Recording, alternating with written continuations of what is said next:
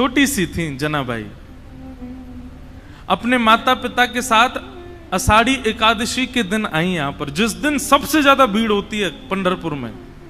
जनाबाई मन में सोच रही है, मेरे पास विठोबा होते, मेरे पास विठ्ठल होते, घी लेकर के आती, चरणों में मालिश करती, अपने हाथ से चरण दबा देती, मेरा विठोबा बहुत कष्ट में आ गए होंगे आज तो। और यही बोलती जा रही है, यही बोलती जा रही है। अब सब तो वहां से उठ करके सोने चले गए, लेकिन वो यही चिंतन कर रही हैं, आज विठ्ठल के पांव में दर्द हो रहा है, आज मेरे पंडरीनाथ के चरणों में दर्द हो रहा होगा।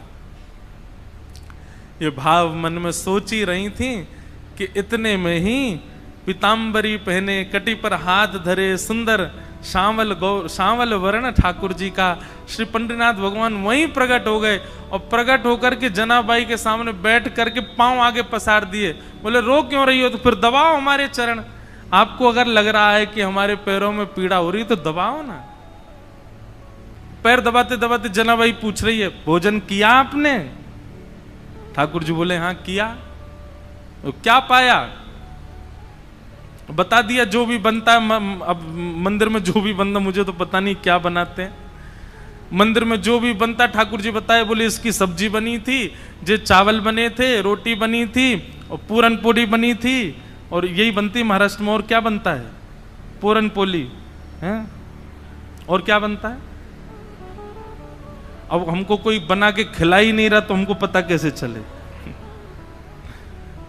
हम तो अपने महाराज संग लेके आए, बेचारे वो रोज दाल चावल रोटी सब्जी बना देते, वही पाले रहे हैं। ठाकुर जी ने बताया, बोले पूरन पोली बनी, ये सब्जी बनी, चावल बने, ये सब पाया मैंने। जनाबाई पैर दबाते दबाते, अच्छा कल क्या पाया था? ठाकुर जी बोले यही पाया था। बोले जो आज पाया वही कल पाया? बोले हाँ यही पाया था। अच्छा तो परसों क्या पाया? ठाकुर जी बोले परसों भी यही पाया था। और 4 दिन पहले क्या पाया था? ठाकुर जी बोले यही बनता है, ये लोग मुझको यही देते हैं और कुछ नहीं देते, इनका फिक्स है, ये वही बनाते हैं वही खिलाते हैं मेरे को। इनका मंदिरों में नियम थोड़ी बदलता है, जो सब्जी है, जो दाल है, जो वही बनता है, रोज वही खिलाते ठाकुर जी को। जनाबाई बोली आप रोज रोज एक ही भाव खाते हो, मन नहीं भरता आपका? ठाकुर जी बोले भरता तो है, पर ठीक है कोई बात नहीं, भाव से बनाते हैं तो पाता हूं। जनाबाई बोली मैं कुछ नया बना के पवाऊं तो? ठाकुर जी बोले तुम बनाओगी? बोले अभी बना के लाऊं, आप बस बैठो मैं लेके आती हूं। जनाबाई रात में ही गई, महाराज सुंदर रसोई सिद्ध करी, सुंदर नए नए पकवान बनाए, नई नई सामग्री बनाई, और सामग्री बना के थाल में सजा। आधी रात सब सोए हैं पंढरपुर में, और वहां गोपालपुर के ऊपर के स्थान आज हम गए थे तो वहीं के चिंतन आ रहा है। वहां ठाकुर जी बैठे हैं, ठंडी ठंडी हवा चल रही है, और जनाबाई ने लाके थाली सामने रख दी। ठाकुर जी को कहा पाओ। ठाकुर जी पा रहे हैं प्रेम से, और बड़ा सिर हिला हिला करके, चटकारे मार मार करके पा रहे हैं। बोले आहा आज तो नया नया भोजन मिला है। जनाबाई तेने तो आज आनंद कर दिया, इतना सुंदर भोजन बनाया। बीच बीच में ठाकुर जी इतनी जल्दी खाते हैं कि अपने वस्त्रों पर गिरा देते हैं। तो जनाबाई कहती है अरे आराम से खाओ, कहाँ जाना है? बोले तुमको क्या पता, अभी 3:30 बजे मंगला आरती होनी है, मुझे पहुंचना है अभी वहां पर। ठाकुर जी प्रेम से पा रहे हैं। बीच बीच में जनाबाई का इच्छा होती है, मन होती है कि मैं खिला दूं एक ग्रास, लेकिन अभी भय लग रहा है मन में कि कहीं मैंने कहीं हाथ बढ़ा दिया तो कहीं ठाकुर जी नाराज तो नहीं हो जाएंगे।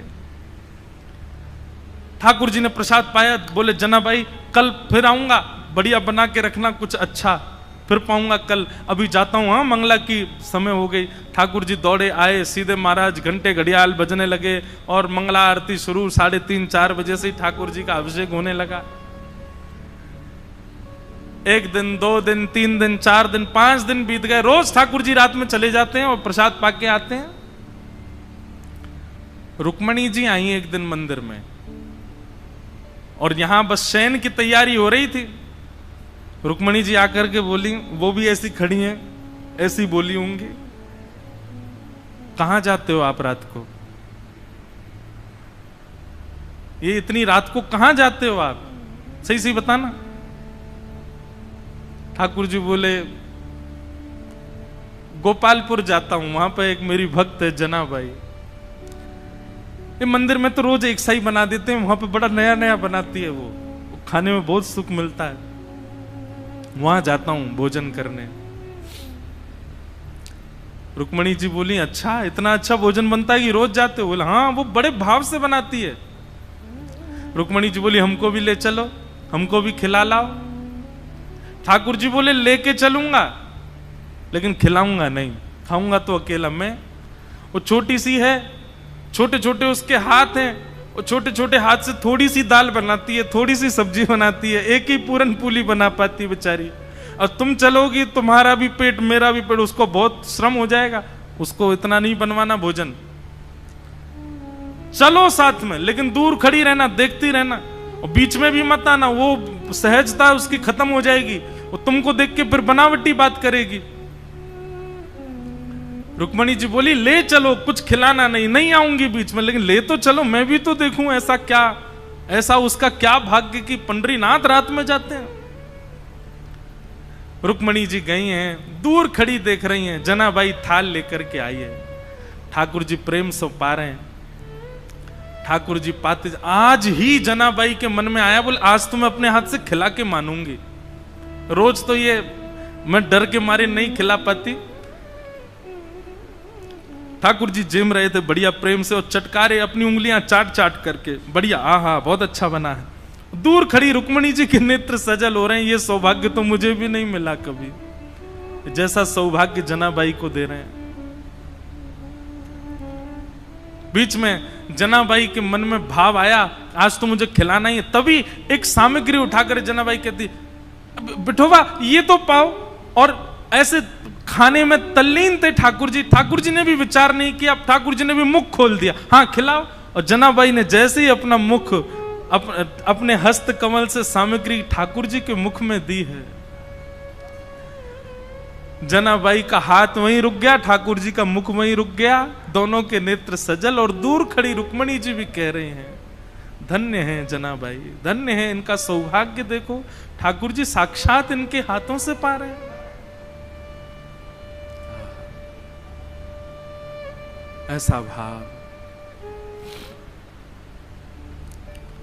रुक्मणी जी नतमस्तक हो गई, मन में विचार करने लगी कि मैं भी जनाबाई से मित्रता कर लूं, इनके बहाने मुझे भी ये सुख मिल जाया करेगा।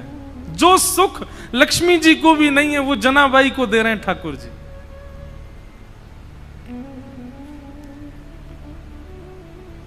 ठाकुर जी नित्य जाते हैं, रात भर जनाबाई के पास रहते हैं और कुछ नहीं करते, जनाबाई अपना काम करती रहती है, ठाकुर जी बैठे बैठे देखते रहते हैं। बंधुओं, भक्ति जब अपनी स्थिति में आएगी, जैसे मैंने आज प्रारंभ में कहा ना, एक माइलस्टोन, एक बात याद रखिएगा, आपका नाम जब, आपकी साधना, आपका कथा श्रवण, आपका नित्य भगवत स्मरण, उसमें एक बहुत विशेष माइलस्टोन जो आएगा वो ये कि एक दिन आप अपने भावों को शब्द में परिवर्तित करके गाने लग जाओगे।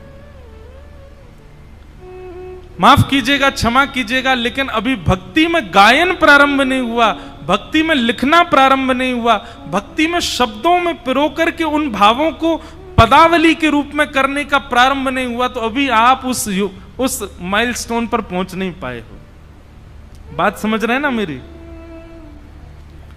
आपके भक्ति भाव शब्द में परिवर्तित होने लग जाएं, आपका मन हो मैं लिखूं, मैं गाऊं, मैं सुनाऊं, तब समझो कि हां अब एक सीमा पर आप पहुंच गए हो, ठाकुर जी के समीप बस पहुंचने ही वाले हो।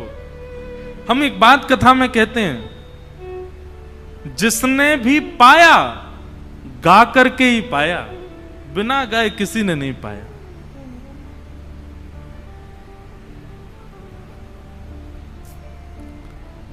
आहा, मीराबाई गाती हैं, सूरदास गाते हैं, गोस्वामी तुलसीदास गाते हैं, सबने गाया है। आपका भजन, आपकी साधना जब तक गायन में परिवर्तित ना हो, समझना अभी ठाकुर जी दूर हैं आपसे। प्रयास किया करो, उल्टा सीधा ही लिखा करो, लेकिन अपने भावों को पद में लिखने का। कल हम वृंदावन रसामृत पद गा रहे थे। कोई अपनी योग्यता नहीं बता रहा हूं मैं, क्षमा करना, मैं हूं भी नहीं इस लायक, पर पद गाते गाते अंतिम पंक्ति लिखी हमने ठाकुर जी के लिए, श्री पंडितनाथ। और ये हर बार ही ऐसा होता है। जगन्नाथपुरी गए तो वहां पर भी भल भद्र और सुभद्रा संग विराजे ब्रज के नाथ, रथ आरूढ़ भये नंद नंदन कहलाए जगत के नाथ। वृंदावन प्यारो वृंदावन। द्वारिका में कथा हुई तो वहां के भाव आ गए। वहां का भाव क्या था? विप्रधेनु संतन के कारण रण छोड़ो ब्रजनाथ। क्यों रण छोड़ करके गए ठाकुर जी? क्योंकि जरासंध जो था वो ब्राह्मणों की सेना लेकर के आ गया था, ब्राह्मणों को अनुष्ठान पर बैठा करके आया। ठाकुर जी ने मन में विचार किया 17 बार तो हरा दिया इसको, लेकिन अब की बार हराया तो ब्राह्मणों का जो अनुष्ठान है वो निष्फल हो जाएगा, ये ब्राह्मणों का वध कर देगा। तो ब्राह्मणों की रक्षा के लिए विप्रधेनु संतन के कारण रण छोड़ो ब्रजनाथ। गोमती तट द्वारवती पधारे। द्वारिका का शास्त्रीय नाम द्वारावती है। क्या है?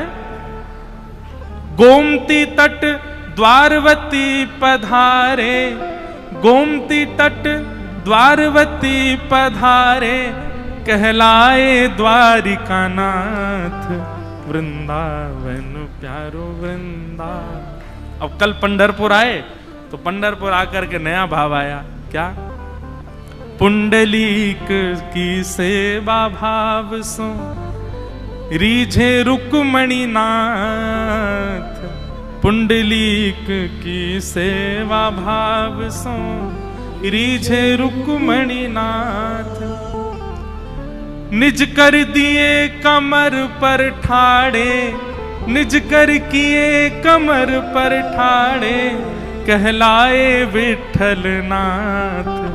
वृंदावन प्यारो वृंदावन। ये बात हम क्यों कह रहे हैं? आपकी भक्ति जिस दिन शब्दों में परिवर्तित हो जाए, जिस दिन गायन में परिवर्तित होता है, जिस दिन भावों में परिवर्तित हो जाए, समझ जाना अब ठाकुर जी मिलने का मन बना चुके हैं आपसे। जनाबाई की यही स्थिति हो गई है। पूरे दिन तो नामदेव जी के घर में सब काम करती हैं, झाड़ू पोंछा बर्तन खान पान सबकी सेवा करती हैं, और रात्रि में चक्की पीसती हैं। और चक्की की जो घर घर घर आवाज आती है, उस घर घर घर आवाज को ही ताल बना करके जनाबाई पद गाती हैं। पद, अब मुझे जनाबाई का कोई पद याद नहीं। मैं पंढरपुर में इसीलिए पीछे रह जाता हूँ, मुझे यहाँ के भाषा का दिक्कत हो जाती है। मराठी भाषा है और कैसे गाऊं, भाव जब तक समझ नहीं आए। आज 2 बालिकाएं हैं, वो इतना सुंदर गाती हैं, रोज ठाकुर जी को आके सुनाती हैं। और मैं उनसे सुनता तो हूं, फिर मैं पूछता हूं इसका अर्थ क्या है, फिर अर्थ सोच करके सोचता हूं अब मैं गाऊंगा, लेकिन वो शब्द मुझे नहीं बैठ पाते बढ़िया से जुबान पे। तो जनाबाई पद गा रही थी आज, और महाराज ध्यान से सुनिएगा सब लोग, जनाबाई पद गा रही थी और इतने में ठाकुर जी आ गए। और ठाकुर जी आकर के मानो पीछे खंबे से टेक लगा करके और नेत्र बंद करके बड़े भाव से सुन रहे हैं जनाबाई के भाव। और केवल इतना ही नहीं, ठाकुर जी ने तुरंत कलम निकाली और पत्र निकाला, लिखने लगे जनाबाई के भावों को। बताओ, दुनिया गाती है, आप लिखते हो, जनाबाई गा रही है, ठाकुर जी लिख रहे हैं उसके पदों को। कितना सुंदर भाव। जनाबाई का भाव जैसे ही पूर्ण होवे, ठाकुर जी के और सुनाओ ना, अभी क्यों नहीं गा रही हो, और कुछ गाओ ना, इतना बढ़िया गा रही हो। जनाबाई बोली, दो दो काम एक साथ कर रही हूं मैं, ये चक्की भी चला रही हूं, गा भी रही हूं, कैसे होगा इतना, मैं बालिका ही हूं, छोटी हूं अभी। तो ठाकुर जी बोले तुम गाओ, हम चक्की चलाते हैं, तुम गाओ। और जनाबाई का हाथ में हाथ, ऊपर से जनाबाई ने पकड़ा, नीचे ठाकुर जी पकड़ करके चक्की चलाते हैं और जनाबाई गाती है, ठाकुर जी उनके मुखमंडल को ही देख रहे हैं। आहा। एक बात कहूं बंधुओं, भक्ति का मतलब क्या है? प्रारंभ हो तो आप ठाकुर जी के पीछे पड़े रहो, लेकिन स्थिति ऐसी आवे एक दिन कि ठाकुर जी आपके पीछे पड़े रहे। ये समझो भक्ति है। आप ही उनके पीछे पड़े हो और वो उनको कोई फर्क नहीं पड़ रहा है, तो फिर ये भक्ति नहीं है, ये समझो एक तरफा प्रेम है आपका। स्थिति ऐसी हो जाए महाराज कि ठाकुर जी आपके बगैर नहीं रह पाए, ठाकुर जी को आपके बिना राजी नहीं हो, ठाकुर जी को आपके बिना व्याकुलता हो जाए, ठाकुर जी को जब तक आपकी थाली, अब कितने भी भक्तों को देखो, वहां कर्मा बाई बिना नहाए तो खिचड़ी बनाती है, ठाकुर जी दौड़ करके आते उनकी खिचड़ी पाने। भक्ति का मूल रूप यही है कि आप ठाकुर जी का भजन करो, लेकिन एक स्थिति ऐसी आवे कि मेरा सुमिरन हरि करे, मेरी स्मृति ठाकुर जी कर रहे हैं, मेरे स्मरण में ठाकुर जी हैं। आहा। जनाबाई के भाव इतने प्रिय लगने लगे। ठाकुर जी कहें तेरे काम मैं करूं, तू बस गाती रहे। ठाकुर जी चक्की चलाते हैं वहां बैठे बैठे।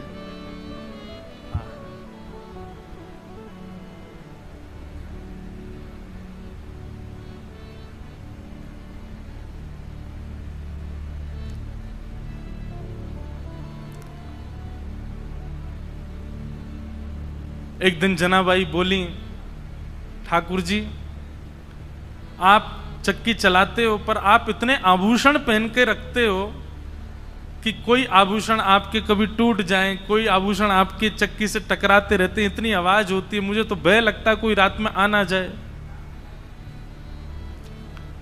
ठाकुर जी बोले हम आभूषण उतार देते हैं। तो ठाकुर जी ने अपने सारे आभूषण उतार करके रख दिए और लिए चक्की पीसने लगे।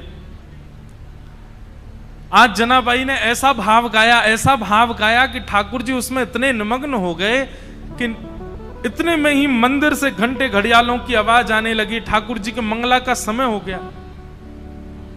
ठाकुर जी तो व्याकुल हो गए, बोले अभी भागना पड़ेगा, दौड़ना पड़ेगा, मंदिर में नहीं मिला तो महाराज बड़ा दिक्कत हो जाएगी, सब जगह ढूंढेंगे और मैं कहीं आता हुआ दिखा तो सब समझ जाएंगे मैं चलता फिरता बोलता हूं, पूरी दुनिया पकड़ लेगी मुझे, कैसे जाऊं। तो जनाबाई की एक काली सौल थी, ठाकुर जी भी श्याम वर्ण के, काली सौल और ओढ़ ली ठाकुर जी ने ऊपर से, और सीधे ठाकुर जी अपने छोटे छोटे पांव से दौड़ रहे गोपालपुर से मंदिर की ओर। मंगला का समय हो गया है, कपाट खोले उससे पहले भीतर पहुंच जाऊं। यहां रुक्मणी जी ने पीछे का दरवाजा खोल के रखा, कह जल्दी आओ भीतर, सब पहुंच गए वैष्णव जन। ठाकुर जी बेचारे मुकुट उकुट संभाले, अपना भीतर पहुंचे, भीतर जा खड़े हो गए। इतने में कपाट खुले। कपाट खुले, दो गलती हो गई ठाकुर जी से। क्या? अपने आभूषण भूल आए जनाबाई के यहां, और जनाबाई की सौल पहन के खड़े हो गए वहां पे। जैसे ही कपाट खुले, पुजारी बोले हैं ये आभूषण कहां गए, और ये पुरानी सी काली सी सौल किसकी ओढ़ रखी है। अब तो पहले कपाट खुलते हैं तो आदमी और नेत्र गाड़ करके देखते हैं ठाकुर जी को। सुबह सुबह सबके अपलक नेत्रों से सब ठाकुर जी को देख रहे हैं, और ठाकुर जी के मुख पर संकोच दिखाई दे रहा है। बोले आज तो पकड़े गए हम। इतने में ही पीछे खड़े नामदेव जी की दृष्टि पड़ी, और नामदेव जी बोले ये सौल तो कहीं देखी देखी लग रही है। और नामदेव जी के घर में ही रहती जनाबाई, उनके यहां काम कर रही हैं बेचारी, सब झाड़ू पोंछा बर्तन सब करती जनाबाई। नामदेव जी के मुख से निकल गया, ये तो जनाबाई की सौल है। आहा, ठाकुर जी लीला करके आए हैं जनाबाई के पास। अब ये बात जैसी उन्होंने कई आसपास के लोगों में ये बात सुन ली, उनके भी मन में आ गया कि ठाकुर जी जनाबाई पे कृपा करके आए। पर इतने में ही भीतर से मंदिर से आवाज आने लगी, पुजारी कहने लगे ठाकुर जी के आभूषण चोरी हो गए, किसी ने ठाकुर जी के आभूषण चुरा लिए हैं, ठाकुर जी के आभूषण नहीं मिल रहे हैं। देखो मानव कितना विचित्र है। ये उन मानवों की निंदा नहीं, हम आप सब भी होते तो हम भी यही कहते। नामदेव जी के मुख से निकला कि ये तो जनाबाई की सौल है, तो जिन लोगों ने सुना उन्हीं लोगों ने कह दिया, बोले जनाबाई की सौल है, इसका मतलब जनाबाई ही आई थी और आभूषण चुरा करके भाग गई, सौल भूल गई यहीं पर। जनाबाई ने ठाकुर जी के आभूषण चुरा लिए। सब लोग हाथ में आयुध लिए, हल्ला मचाते हुए, चिल्लाते हुए सब गोपालपुर की ओर गए। सुबह सुबह का समय, ऊपर पहुंचे, जैसे ही वहां जाकर के देखा,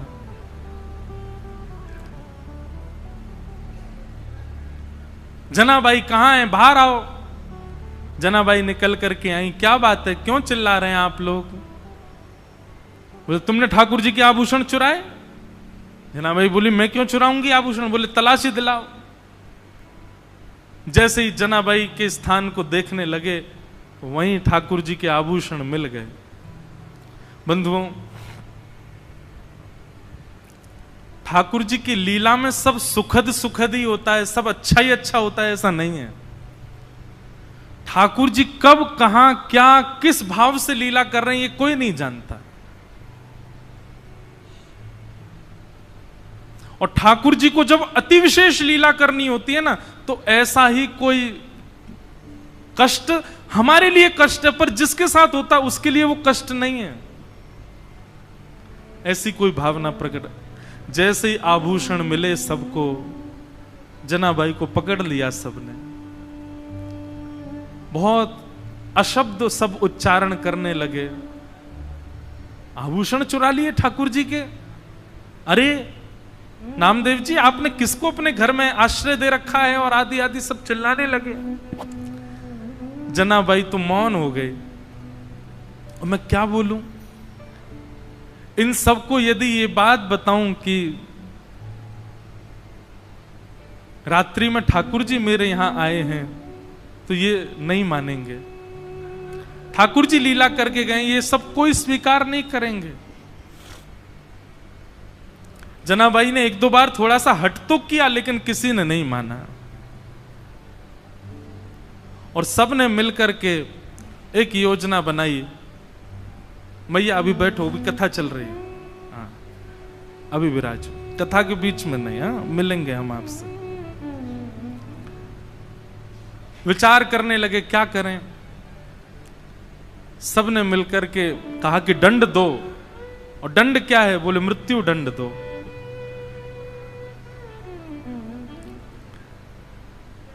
नामदेव जी मनी मन समझ गए कि ठाकुर जी अब जनाबाई को अपने अंतरंग लीला में प्रवेश देना चाह रहे हैं, इसीलिए लीला चल रही है। समाज के लोग उनके भाव को नहीं समझ पा रहे थे। ये संसार का एक नियम है कि जब मूल व्यक्ति हमारे सन्मुख होता है, तब हम उसके भाव को नहीं समझ पाते। आज उन्हीं जनाबाई को पूरा विश्व पूज रहा है। पंढरपुर आने वाला हर वैष्णव प्रणाम कर रहा है। एक सूली लगा दी गई, जनाबाई को खड़ा कर दिया उसमें, परंतु श्री पंडरीनाथ भगवान ऐसा होने तो नहीं देते। देखते ही देखते जो सूली बनाई गई थी वो जल के आकृति में परिवर्तित हो गई और श्री जनाबाई ठाकुर जी में ही विलीन हो गई, ठाकुर जी में ही उनका समावेश हो गया।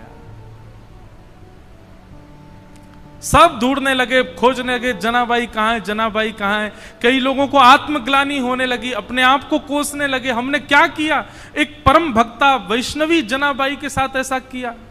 पर अब कहां जनाबाई मिलने वाली हैं? वो तो श्री विट्ठल के साथ में है, विट्ठल के अंतरंग भाव में प्रवेश कर गए। ऐसी भक्तिमती जनाबाई, जिनके साथ इतनी लीला, इतनी कृपा श्री पंडरीनाथ भगवान ने की, उनके हाथ का बना हुआ प्रसाद पाते हैं, उनके हाथ के बने हुए सुंदर प्रसाद को उनके हाथ से पाते हैं। वो गाती हैं और पंडरीनाथ भगवान लिखते हैं, वो गाती हैं और पंडरीनाथ भगवान नृत्य करते हैं।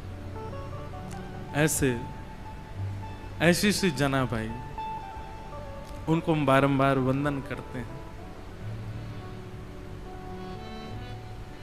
एक भाव मुझे बहुत प्रिय लगता है।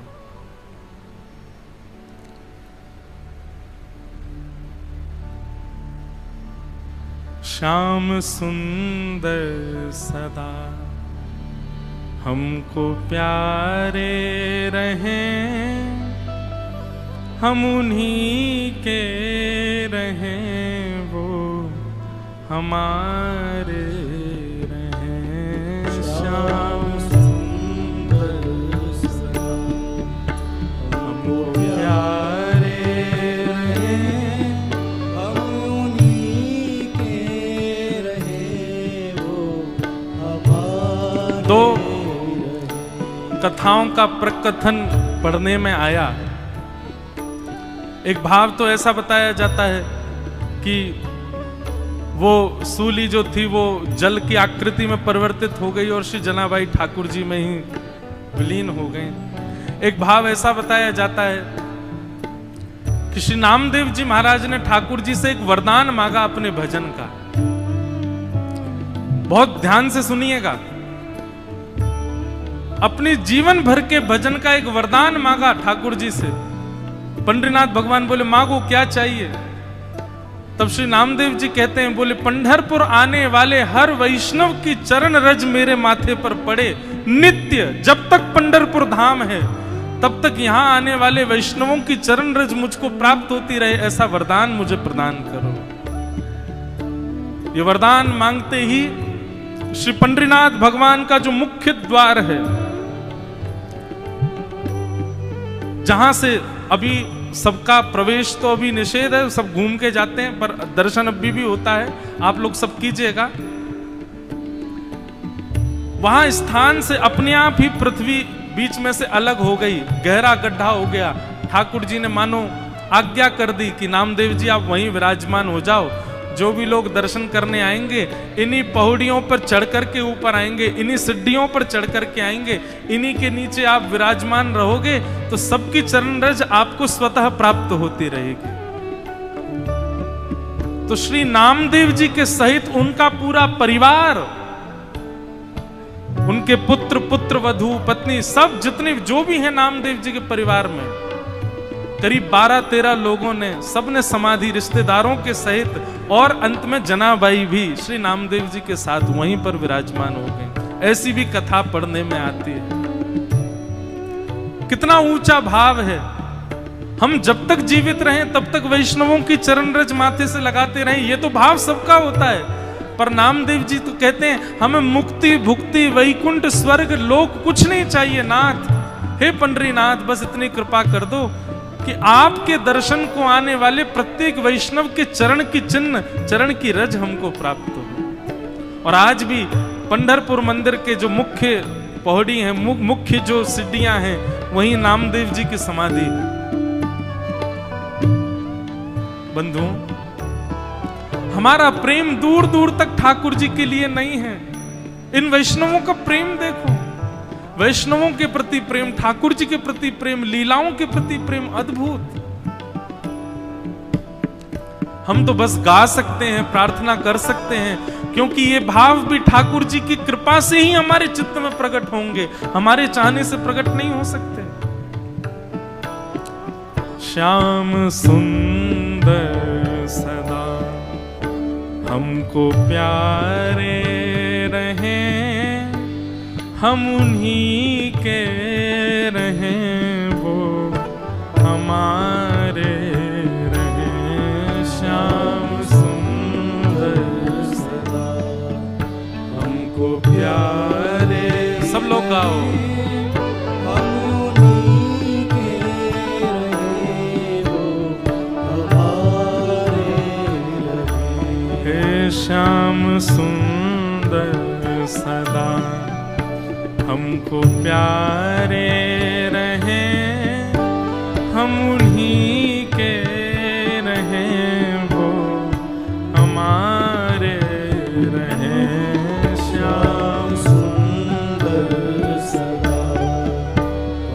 पंडरीनाथ भगवान का स्मरण करते हुए गाओ।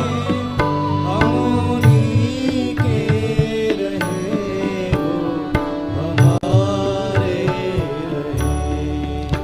जिस डगर से मुरलिया की धुन आएगी, जिस डगर से मुरलिया की धुन आएगी, जिस डगर से मुरलिया की धुन आएगी, जिस डगर से मुरलिया की धुन आएगी, उस डगर पे उमरिया ये कट जाएगी, उस डगर पे उमरिया ये कट जाएगी, उस डगर पे उमरिया ये कट जाएगी, उस डगर पे उमरिया कट जाएगी। हे उस डगर पे उमरिया ये कट जाएगी, उस डगर पे उमरिया ये कट जाएगी। उनकी तस्वीर मन में बसाए रहें, हम उन्हीं के रहें वो हमारे। श्याम सुंदर सदा हमको प्यारे रहें, हम उन्हीं के रहें वो हमारे श्री पंडरीनाथ भगवान की जय।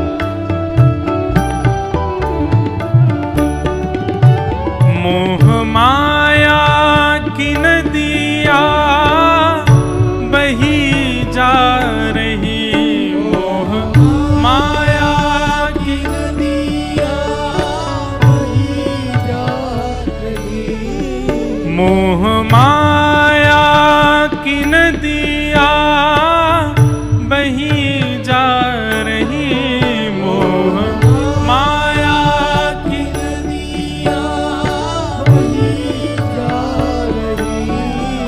मन की ममता को खींचे चली जा रही, मन की ममता को खींचे चली जा रही, हे मन की ममता को खींचे चली जा रही, मन की ममता को खींचे चली जा रही, हे मन की ममता को खींचे चली